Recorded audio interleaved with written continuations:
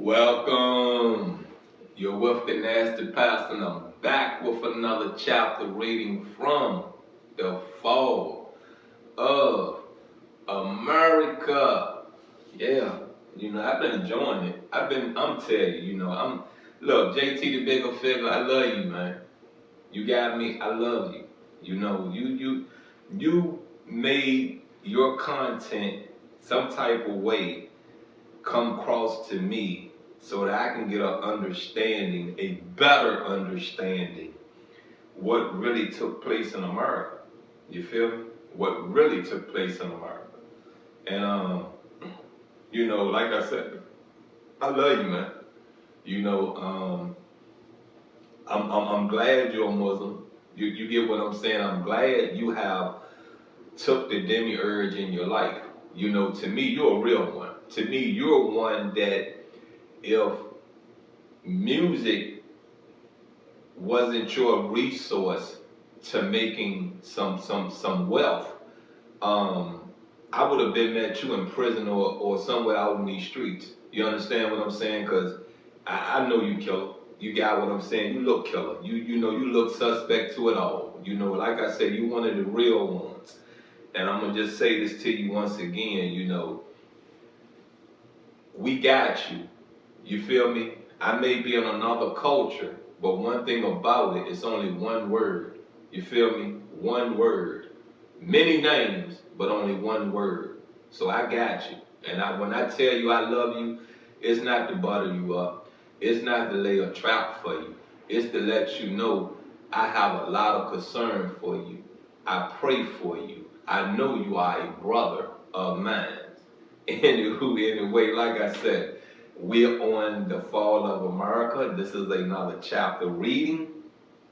And let me figure out where I'm at. Let me figure out where I'm at with this reading. Okay. And let's proceed. You got what I'm saying. It's chapter 12. I guess this will be part 2 if I'm not mistaken, or part 3. But look, let's get through this. Let's get it moving. And the title of chapter 12 is Deceivers and the Deceived.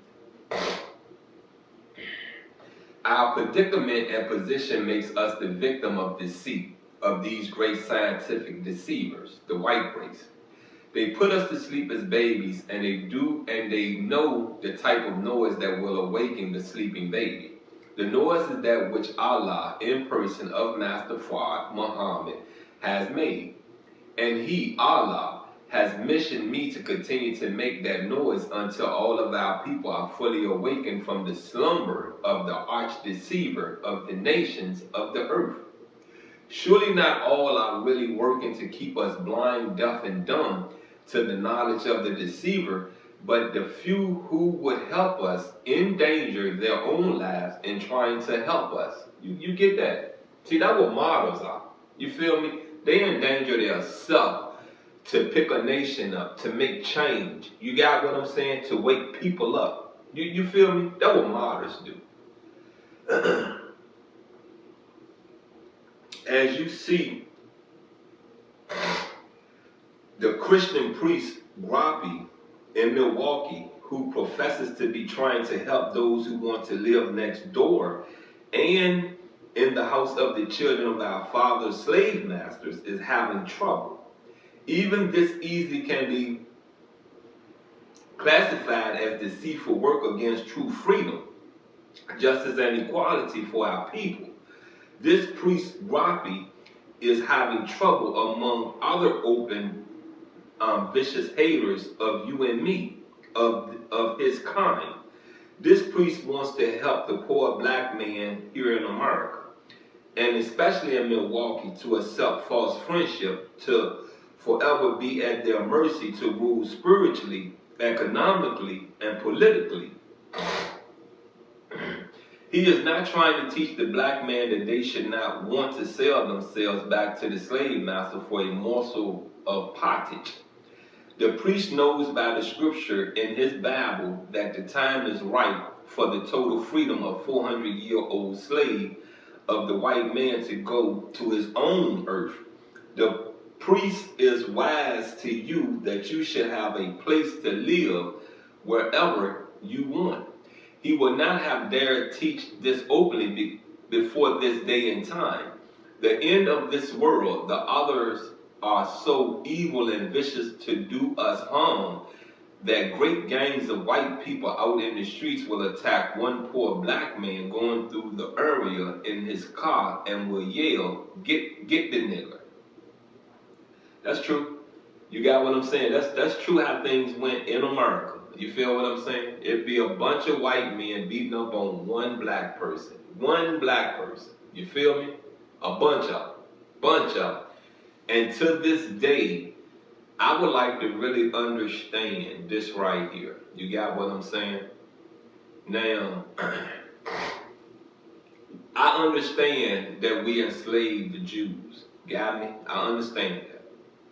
I understand we had a treaty with Europeans.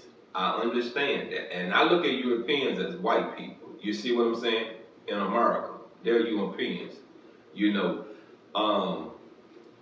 I don't know where the friction between Europeans and blacks and Africans took place. I don't understand the friction. I don't understand where it became whites, Europeans was doing that much harm to the African community. I don't understand why it ended up into us being slaves. You got what I'm saying? And the only root of this, the only history of this, the only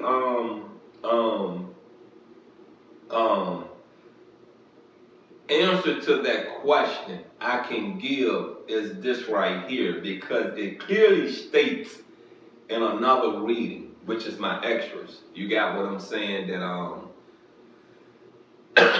Alexander the Great started his campaign in Asia and included Egypt in it, Kemet in it. You understand what I'm saying?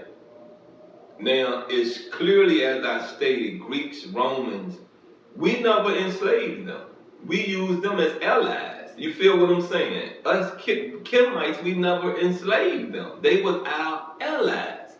So somewhere down the line, because of the treaty, the peace treaty, the connection between the Jews and the Europeans, you feel me? The Europeans, somewhere the Jews was given dominion over Africa.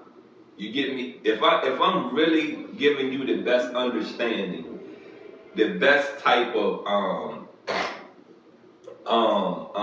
scenario, theory to what I'm trying to really say to you in a respectful, peaceful manner. You feel what I'm saying? A respectful, peaceful manner. You know, we know the Jewish culture really own media. We know that. You can look at the names. You know what I mean? We know that. So I did say before, you know, Alexander the Great must have gave the Jews media. Even back then, they was controlling media. Okay, so for all of this struggle that is upon the African culture, you feel what I'm saying? The African culture.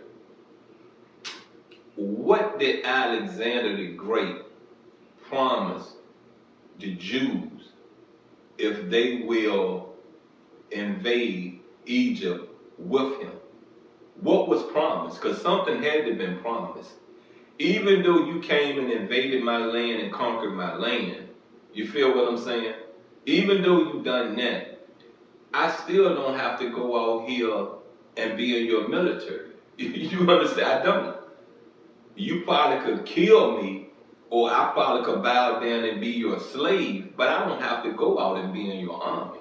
You feel what I'm saying? So what was promised? There's something that's been promised. You feel what I'm saying? Something. And I'm a firm believer of vindictive people. And some people, you know what I mean, when you think about what was done to the Jewish community before Christ, come on now.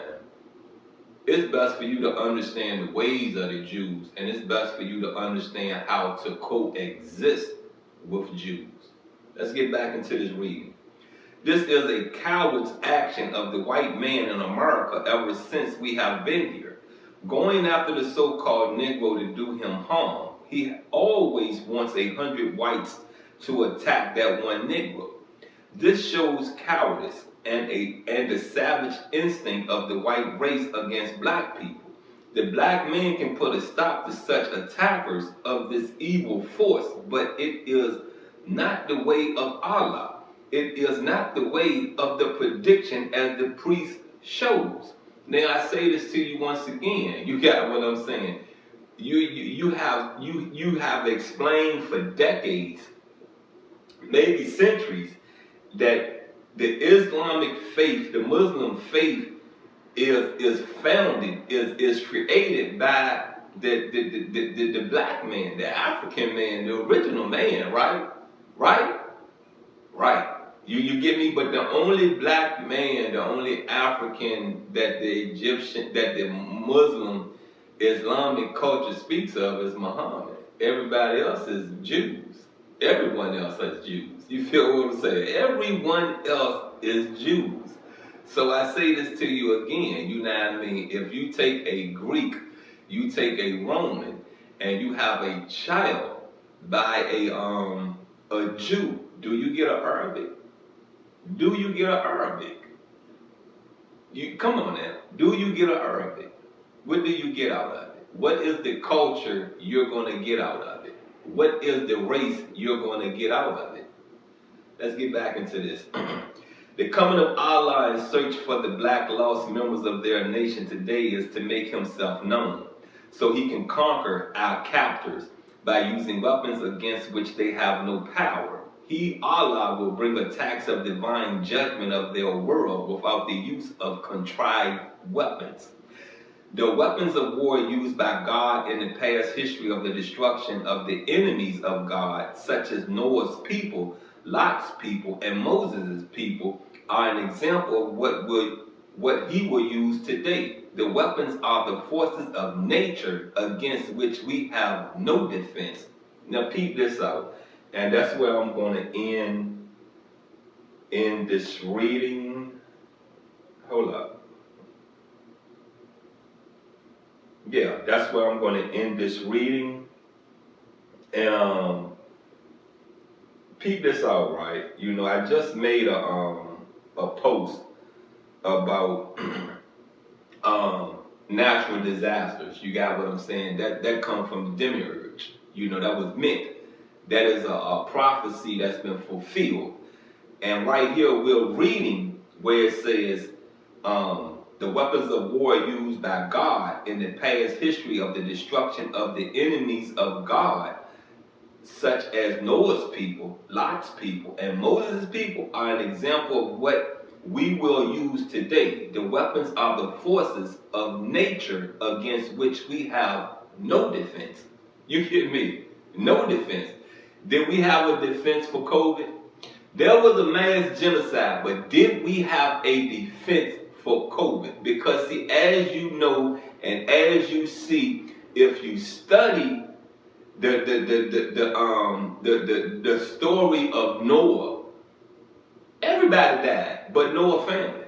Everybody died but Noah's family. Every human, every god, every goddess that was upon this earth but Noah's family died in that flood. You get me? I'm still alive. And I'm going to tell you, I had Omicron. Yeah. But the thing about the Omicron, I already had both doses of the first vaccination. And the week that I caught Omicron, you know, a day or two later, I had a appointment already set up to take a flu shot. So the flu shot killed the Omicron. That backed everything up from me taking the vaccine from the COVID. You feel what I'm saying? I'm still here. So that wasn't an act of the demiurge. That was not an act of God. That was a man-made genocide. You feel me? Man-made genocide. Get your life together here. You haven't understood who you praying to. You have not understood why you are chosen to be up under Islam. Why you have been chosen to be a Muslim. You haven't grabbed the hold of that yet. You have not. If you a black man out of the African community, please ask that question. Why was you chosen? Ask it. And when you get your answer, you get your rebuttal, please process it. Just don't sit right there and say, yeah, I'm special. I'm that, you know what I mean? Process it and figure why you was chosen. Anyway, you've been with the nasty pastor. I'm out and I love you.